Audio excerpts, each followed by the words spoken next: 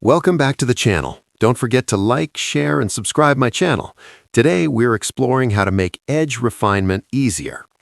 Begin with a rough selection using fast selection tools, then enter mask overlay mode to clearly visualize problem areas. Adjust brush size and opacity to work gradually along edges, focusing on smooth transitions rather than perfection in one pass. Zoom in for complex areas like hair, fabric, or textured objects, and switch overlay colors to improve visibility when needed. Optional enhancements include using feathering sparingly and refining mask density for natural blending.